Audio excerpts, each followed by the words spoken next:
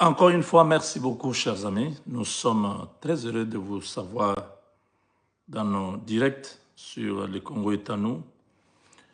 Déjà, il faut dire que à Doha, où étaient réunis le gouvernement congolais, le Rwanda, la France, le Togo, les États-Unis, l'envoyé où le représentant de Donald Trump a donné une réponse sèche à la CENCO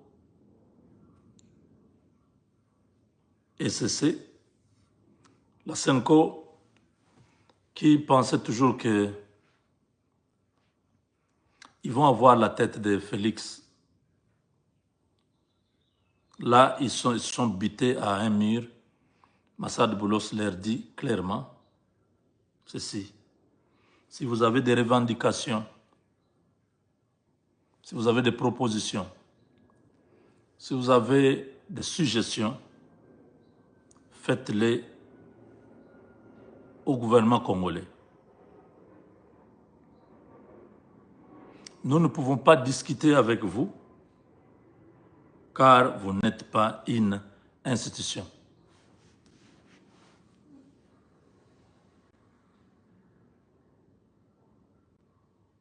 Voilà comment ces gens se sont fait ridiculiser. Le type là, Mouteba de Katanga, un type ridicule et haineux. Vous voyez la haine, même dans il a des yeux un peu rouges là. Il n'a pas des yeux clairs comme tes yeux, comme mes yeux là. Un peu des yeux comme s'il prend un peu les substances toxiques, pour ne pas dire les diambes, les substances là. Son visage vous traduit ce qui est dans son cœur. Méchant pour rien.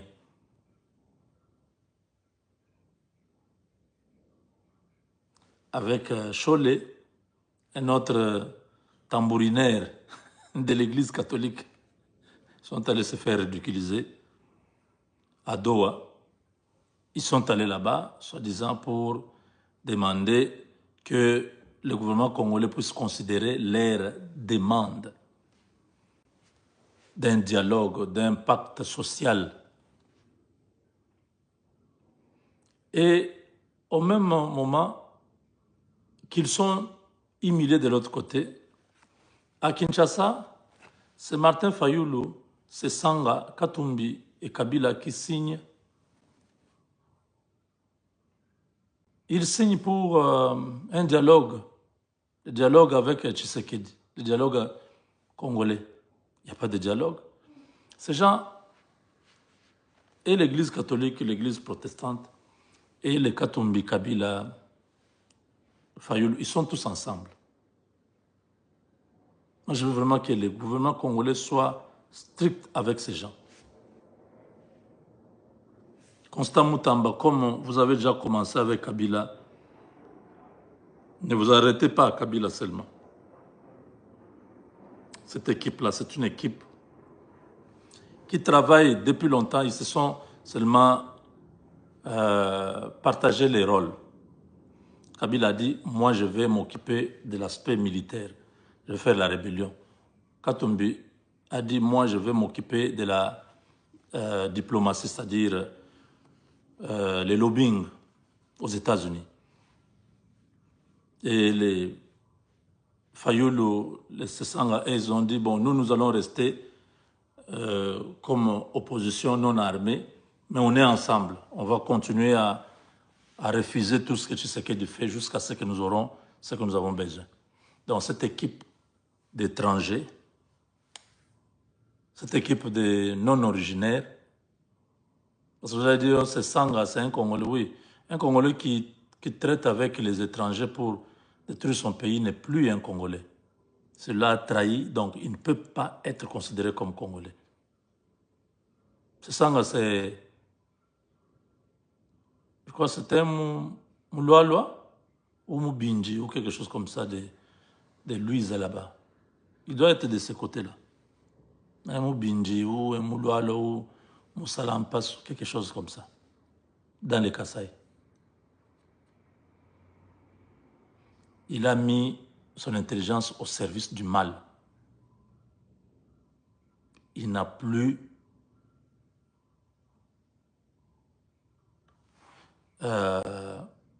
cette dignité-là d'être appelé Congolais. À Mobindi, je salue tous les Babinji qui sont en train de nous suivre en ce moment. C'est ça qu'on a toujours dit chez nous. Mobindi, c'est le Délice Sangala. Un Mobindi qui fait insulter tous les Babinji. Un homme intellectuel.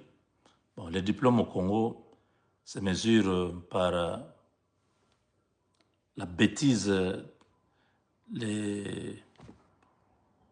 médiocrité. Parce que un intellectuel, c'est celui qui est capable de pouvoir trouver des solutions aux problèmes, pas celui qui crée des problèmes. Voilà comment Délice Sanga, aujourd'hui, se retrouve avec un groupe d'illettrés, des gens qui n'ont pas étudié, parce que vous n'allez pas me dire que Kabila a étudié. Les études là, avec l'intelligence artificielle, où on lui fait les diplômes, on lui fait les travaux pratiques, le TP, on lui fait l'interrogation. AI peut faire tout ça. Alors ne me dites pas que non, ce type-là a étudié, le monsieur-là a étudié en Afrique du Sud. En Afrique du Sud, qui était son collègue? Qui a vu Kabila en train de répondre aux interrogations? Assez comme ça, comme nous tous, on a étudié là. Moi, j'ai étudié à l'Université Baptiste du Texas, de Dallas. Il faut visiter l'université là. C'est une université des riches, c'est pour les blancs. Donc, quand vous allez voir vous-même que ici, quand vous n'avez pas mangé, vous n'êtes pas rassasié, il ne faut pas entrer ici. Moi, j'avais eu une bourse et puis j'ai pris un emprunt. Donc, on appelle ça loan. Student loan. J'ai eu une bourse de mon église. À l'époque, j'étais Prestonwood Baptist Church. Donc là-bas, on va matcher si tu as par exemple à payer 10 000 $. Il te donne 5 000, tu cherches 5 000 et tu payes les 10 000. C'était un peu le sens de cette bourse-là. Alors,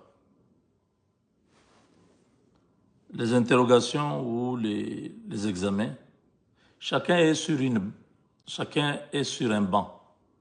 Donc vous êtes dans un auditoire, 400, 500 personnes. Nous sommes parsemés. Vous n'avez même pas le temps de regarder sur la feuille de l'autre. Vous n'avez pas le temps de demander à quelqu'un, de regarder quelqu'un qu'il puisse vous dire la réponse. Non. J'ai des témoins, j'ai étudié avec 4 Congolais. Non, 3 Congolais, j'étais le 4e. On se voyait, on était chaque fois dans des salles. Vous voyez que si vous n'avez pas étudié, si vous n'avez pas fait la révision des choses, vous êtes seul. Dites-moi où est-ce que Kabila a étudié, qui était son collègue, ils étaient assis dans la même salle, Kabila en train de répondre aux questions. Pour nous pondre un diplôme au docteur, vous vous moquez de qui? C'est juste un papier. C'est un papier qu'on peut fabriquer, là on donne à quelqu'un. Mais la capacité d'un homme, on voit à travers ce qu'il fait. Est-ce que vous voyez vraiment que Kabila là est intelligent? Regardez, il annonce son retour à Goma, lui-même fouille.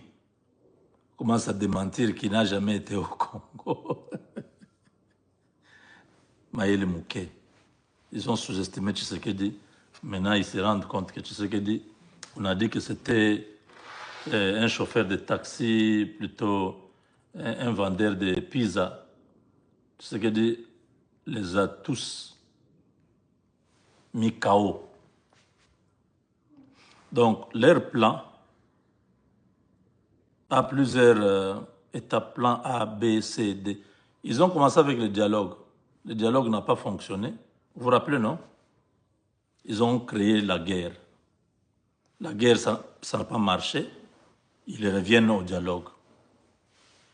Comme si cela ne suffit pas, leur partenaire stratégique, c'est la France.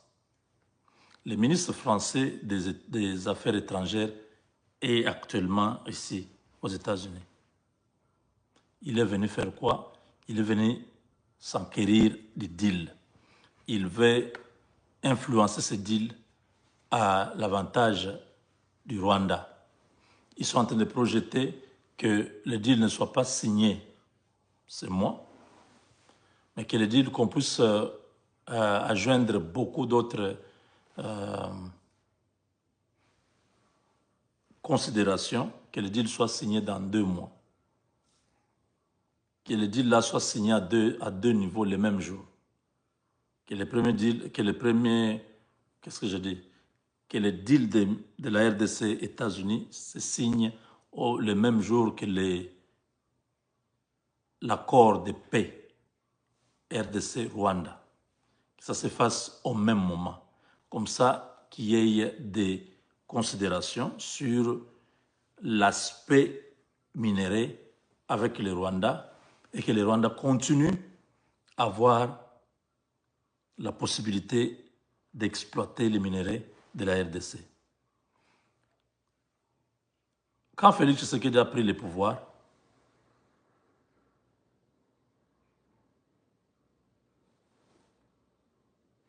il est allé au Rwanda. Il a proposé un marché au Rwanda. Il a dit, nous pouvons travailler ensemble. Vous pouvez avoir accès à tous nos minéraux. Comme vous avez l'infrastructure, la raffinerie et tout ça, vous prenez, vous faites là-bas. Ça nous profite à nous tous, vous payez les redevances et tout ça. Il est allé au Burundi, il est allé en Ouganda. Il a proposé à tous les 9 pays quelque chose. Ce sont ces gens-là qui ont jeté à terre toute la bonne foi de Tshisekedi. Aujourd'hui, la France se rend compte que les États-Unis vont s'accaparer de la RDC et ont versé beaucoup d'argent dans la guerre à travers le Rwanda qu'ils doivent récupérer. Pour récupérer, ils ne peuvent récupérer que derrière le Rwanda. C'est-à-dire que le Rwanda doit se retrouver dans une sorte de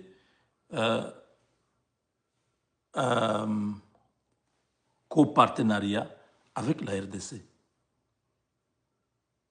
Il est allé là-bas pour... officiellement, on a dit non, c'est pour des relations transatlantiques, la sécurité mondiale et tout ça, un partenaire traditionnel. C'est faux. La France s'est retrouvée à Doha. Vous avez vu les gars de la France, non? Quel est leur rôle là-bas? Ils voulaient voir ce qui va être écrit là-bas. Et Macron a dépêché son ministre des Affaires étrangères venir voir Marco Rubio, parce que Marco Rubio, aujourd'hui, est devenu l'homme le plus puissant de l'administration Trump. Ils sont 2. Il y a Marco Rubio, qui est le ministre des Affaires étrangères, qui a battu les records pendant les 100 jours, parce qu'ils étaient en réunion. Bon, je n'ai pas besoin de vous mettre ça.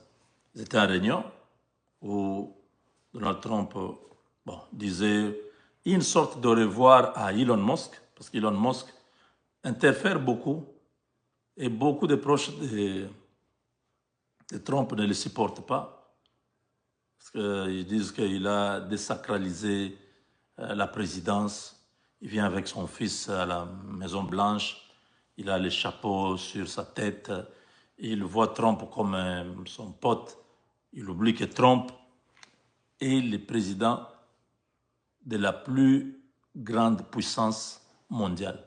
Alors on a trouvé qu'Elon Musk, à cause de son argent, il considère que tous les autres là ne pèsent pas. C'est son argent qui passe avant tout.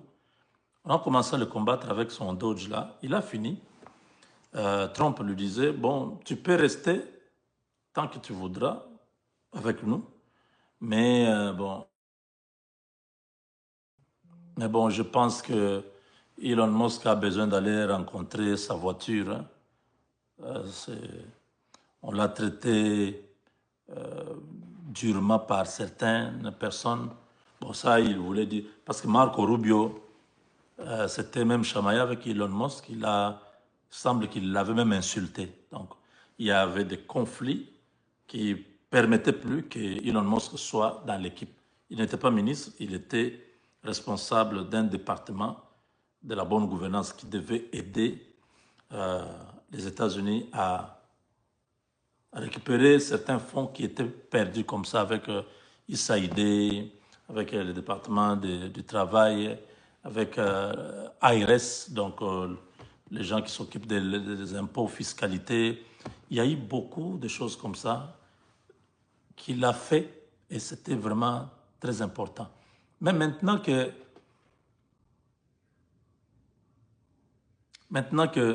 le travail est fini, Donald Trump ne veut pas qu'il soit là. Voilà. Mais Rubio devient très puissant parce qu'il a apporté beaucoup à l'administration Trump. Aujourd'hui, les ministres de Finances, Scott Bessent. Scott Bessent et Rubio sont les deux ministres qui ont vraiment reçu la marque grande distinction dans les 100 jours. Et Donald Trump est très fier, très content d'eux. Mais c'est Scott Bessent dont je vous ai parlé dernièrement qu'on a transmis une liste de plusieurs personnalités congolaises qui sont controversées. Les proches du président, les proches biologiques, donc sa famille biologique et sa famille politique, et certains conseillers et d'autres membres du gouvernement. Une liste a été déposée à la Maison-Blanche. Mais comme nous sommes dans un processus d'avoir cet accord avec les États-Unis, ils ont gardé ça. Mais ils veulent que les choses changent. Je crois que le gouvernement congolais, peut-être le président, est déjà au courant de ça. Il y a beaucoup de ses frères qui sont dans cette liste-là. Ses frères, disons, sa famille. Il y a frères, sœurs, tout ça. Ils sont là-bas. Il y a ses conseillers, il y a certains de ses proches dans les partis et certains membres du gouvernement. C'est Scott Bessent, l'homme que je vous dis là. Si le gouvernement congolais n'écoute pas, vous serez surpris, c'est ce gars-là qui va frapper dur. Mais pour l'instant, comme ils sont en train d'avancer avec ce deal, et ils ne veulent pas court-circuiter les choses. Ils veulent seulement que le gouvernement congolais prenne des précautions parce que les affaires qui arrivent, ce sont des affaires très sérieuses qui nécessitent que les choses soient prises au sérieux. On ne doit pas continuer à accepter que non, au départ, c'était non, c'est les gens de Kabila qui interfèrent. Maintenant, là, c'est entièrement Tshisekedi qui a les pouvoirs entre ses mains. Donc, s'il y a des choses qui se passent, qui sont tolérées, qui ne sont pas réprimées par la justice, ça, c'est lui qui sera responsable. Nous faisons notre part d'informer parce que nous voulons que les choses soient bien faites. L'Ukraine vient de signer un accord. On dit que sur les 35 minerais critiques, l'Ukraine en a 24. Sur les 35, l'Ukraine en a 24. Et le président Trump est très content, le président ukrainien est content parce que c'est un partenariat gagnant-gagnant. Les choses se sont passées très bien. Nous voulons que les choses se passent de la même manière chez nous, comme ça. Nous ne voulons pas que chez nous, ça devienne, on commence à hésiter. Non, voilà.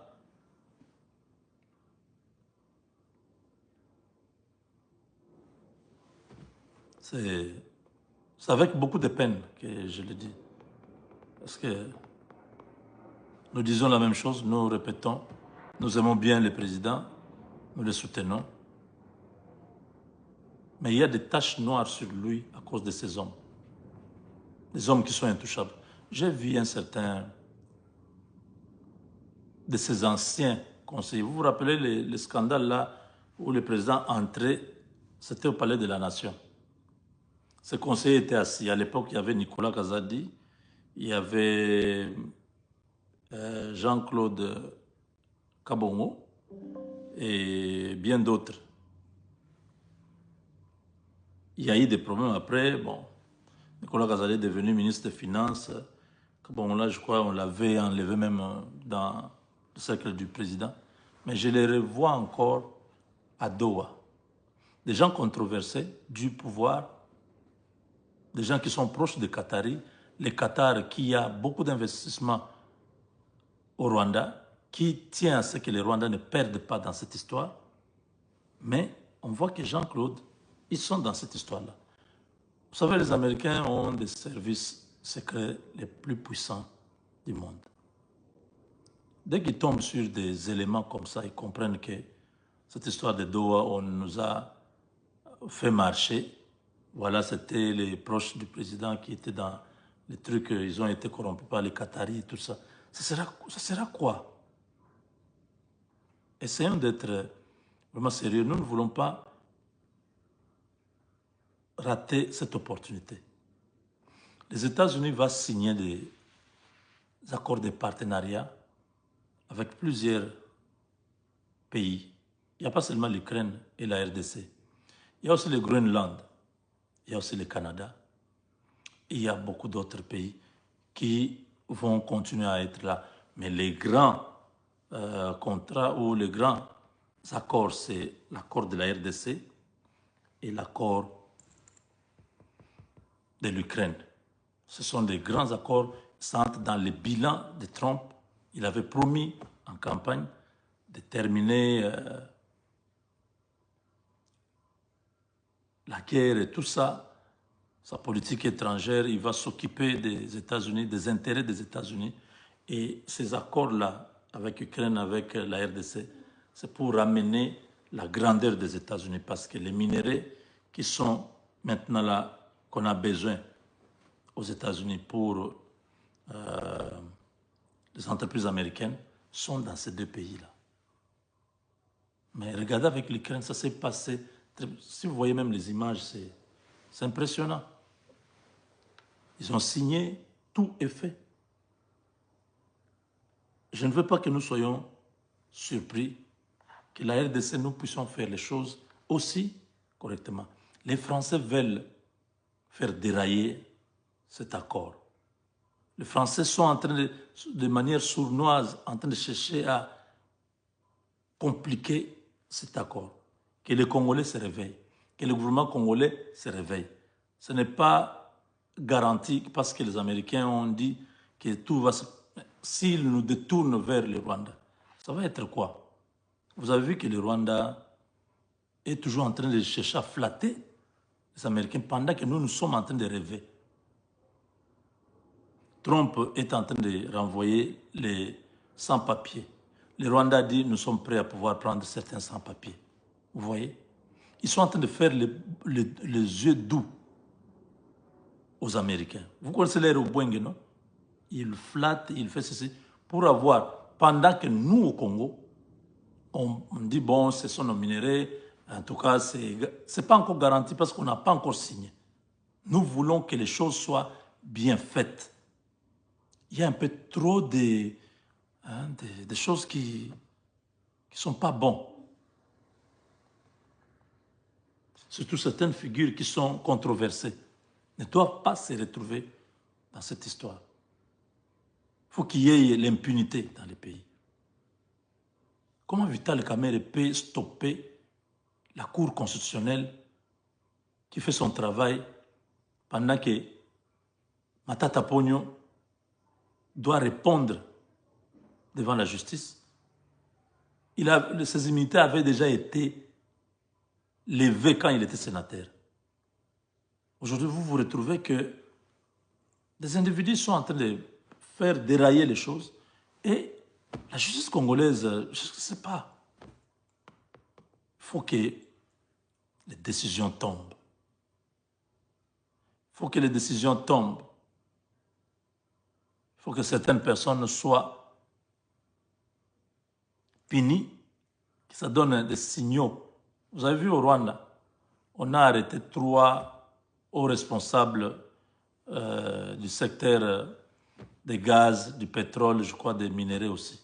Tout ça, ils sont en train de flatter les Américains pour montrer que là-bas, il y a la rigueur, il y a vraiment... On ne blague pas. Pour qu'ils disent au Congo, il y a la corruption, il y a ceci.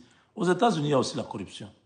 Mais ça a des faibles pourcentages et puis c'est pas officiel comme chez nous, là où vous entendez.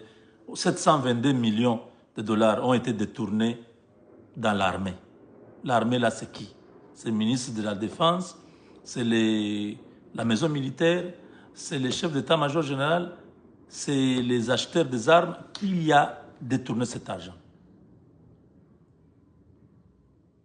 On va vous parler de 76 millions de dollars qu'Ngobila aurait détourné les marchés là, tout ça. C'est compliqué, les marchés centraux. Donc au Congo, on détourne. Vous entendez seulement, c'est comme un bruit seulement, ça passe.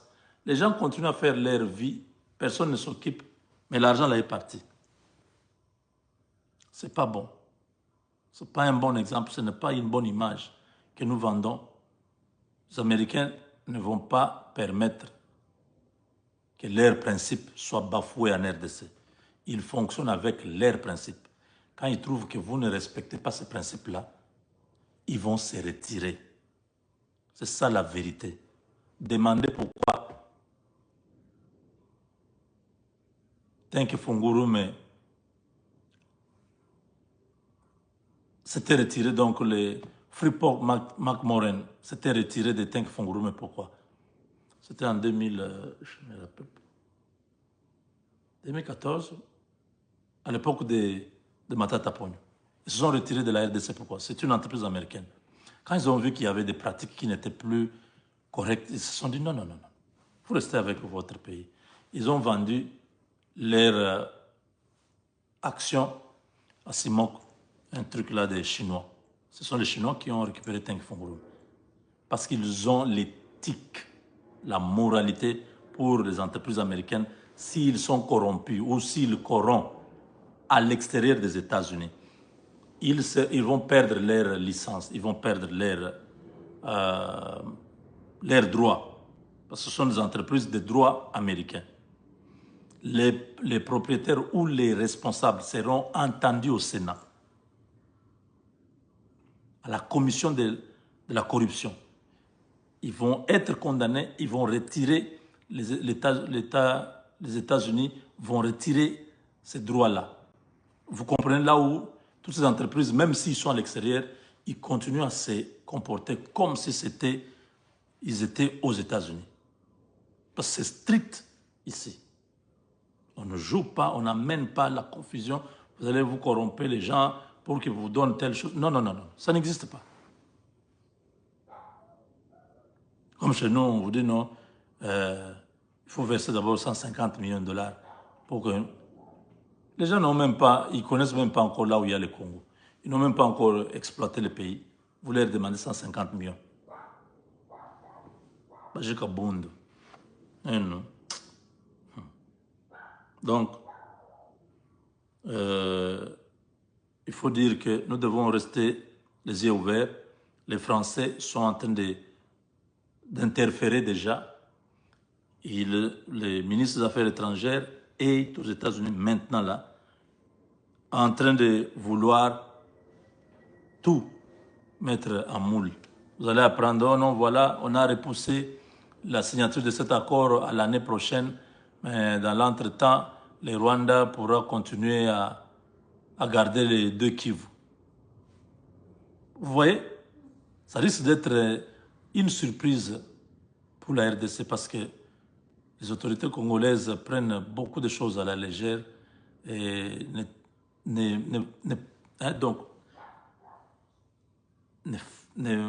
ils ne font pas les choses comme il faut. Les autres sont toujours sournois là. les Rwandais là, ils sont toujours là à Washington en train de chercher comment ils peuvent... C'est comme ça. Si nous négligeons, si nous n'avons pas une équipe efficace sur place aux États-Unis pour suivre cette histoire de près jusqu'à ce qu'on aura l'accord, nous risquons d'être surpris. Ce n'est pas mon souhait. Je suis très content de l'évolution là où nous sommes et surtout que les Américains sont eux-mêmes qui sont en train de pousser que cette histoire aille vite. Mais ce n'est pas un chèque en blanc. Ne pensez pas que c'est acquis. Tant qu'on n'a pas signé comme l'Ukraine, il faut qu'on puisse continuer à rester vigilants. Nos ennemis, vous voyez comment ils sont en train de nous saboter. Cette histoire de dialogue que vous entendez là, les dialogues que les faux opposants la demandent, tout ça c'est pour attirer l'attention des Américains pour dire ne signez pas ce deal, nous ne sommes pas d'accord. Ces gens-là, j'ai appris même que Nang a dit que c'est lui qui a la légitimité, qui il demande que tu sais qu'il ne peut pas signer l'accord, c'est lui qui doit signer l'accord. Je dis, mais un fou. Tu vas recevoir une balle dans la tête comme Savimbi et ton histoire de AFCM 23 là va s'arrêter. Donc, bref, voilà ce que vous devez retenir pour aujourd'hui. Du reste, nous allons nous retrouver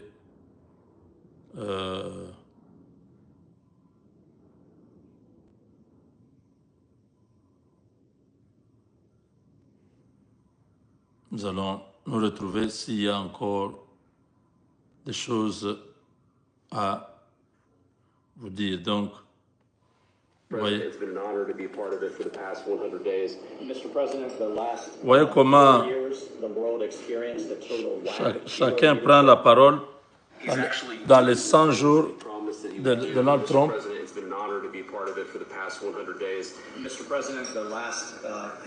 Les 100 jours. And then we've had 100 days of your leadership with respect, with strength. President, your first 100 days. Tous, ils sont en train de flatter Trump.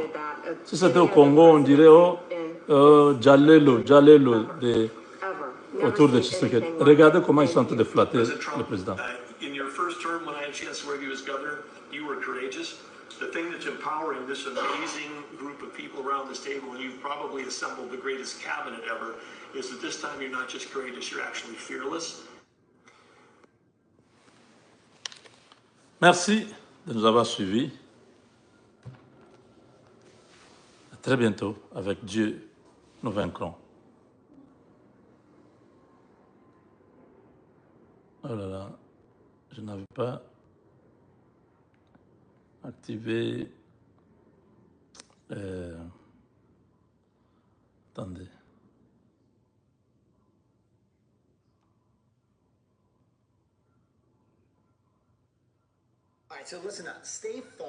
Le ministre français des Affaires étrangères s'appelle Jean-Noël Barrot.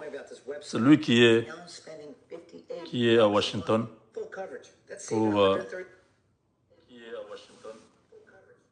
pour essayer de faire du mal à la RDC, mais leur plan se voit à l'échec. Continuons toujours la lutte, nous allons gagner. Avec Dieu, nous vaincrons.